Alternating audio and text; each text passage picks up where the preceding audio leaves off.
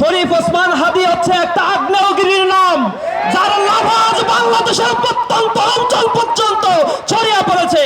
শরীফ ওসমান হাদি ভাইয়ের উপরে যে হামলা হয়েছে, আপনারা জানেন এই হামলার পর থেকে বাংলাদেশের প্রত্যন্ত অঞ্চলগুলোর মানুষেরা শরীফ ওসমান হাদি ভাইয়ের জন্য আল্লাহ রাব্বুল আলামিনের কাছে কায়মানুবাক্যে প্রার্থনা করছে। এই হাদি আমাদের বাংলাদেশের জন্য খুব বেশি এখন প্রয়োজন। আল্লাহ রাব্বুল আলামিন যেন শরীফ ওসমান হাদিকে আমাদের মাঝে ফিরিয়ে দেন। আজকে আমরা দীপ্তভাবে বলতে চাই, শরীফ ওসমান হাদি হচ্ছে একটা আগ্নেয়গিরির নাম, যার লাভা আজ বাংলাদেশের প্রত্যন্ত অঞ্চল পর্যন্ত ছড়িয়ে পড়েছে।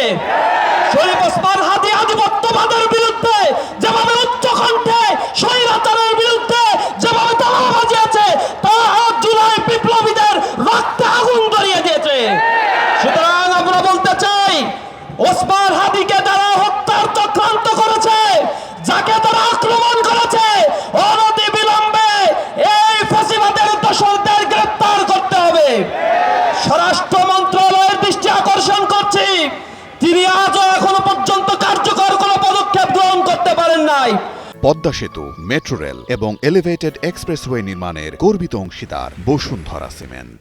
প্রশাসনে কোটি কোটি জনশক্তি টাকা এখানে বিনিয়োগ করা হয়েছে, অথচ কার্যকরভাবে ফ্যাসিবাদ নির্মূলে যে ধরনের উদ্যোগ গ্রহণ করার দরকার ছিল তা আমরা দেখতে পাইনি। জুলাই পরবর্তী যে সকল নেতা কর্মী এবং সন্ত্রাসী আওয়ামী ফ্যাসিবাদকে গ্রেফতার করা হয়েছিল, তার অধিকাংশকেই আজ মুক্ত করে অস্ত্রের চোরাচালানির মাধ্যমে তারা আজ সন্ত্রাসীর স্বর্গরাজ্যে পরিণত করেছে। আমরা সরকারের দৃষ্টি আকর্ষণ করে বলতে চাই, অনতিবিলম্বে অবৈধ অস্ত্র যেগুলো রয়েছে সেজন্য সাঁড়াশি অভিযান পরিচালনা করতে হবে।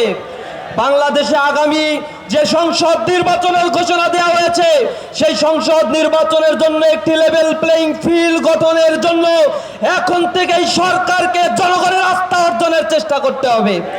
অন্যথায় জুলাই বিপ্লবীরা আবার রাস্তায় নামবে, তাদের সংঘবদ্ধ সমৃদ্ধ এই বাংলাদেশকে গড়ে তোলার জন্য এই তরুণ প্রজন্ম প্রয়োজনে আবার প্রতিরোধ গড়ে তুলবে। সকলের কাছে উদাত্ত আহ্বান জানাই, আল্লাহ রাব্বুল আলামিনের কাছে আমরা দোয়া করব, ইনশাআল্লাহ আমাদের বিশ্বাস, কোটি প্রাণের বিশ্বাস, সবাই আল্লাহর কাছে দোয়া করছে শরীফ ওসমান হাদি ফিরে আসবে এবং তিনি সুস্থ অবস্থায় আধিপত্যবাদের করাল গ্রাস থেকে এ ভূখণ্ডকে মুক্ত করার জন্য লড়াই চালিয়ে যাবে ইনশাআল্লাহ।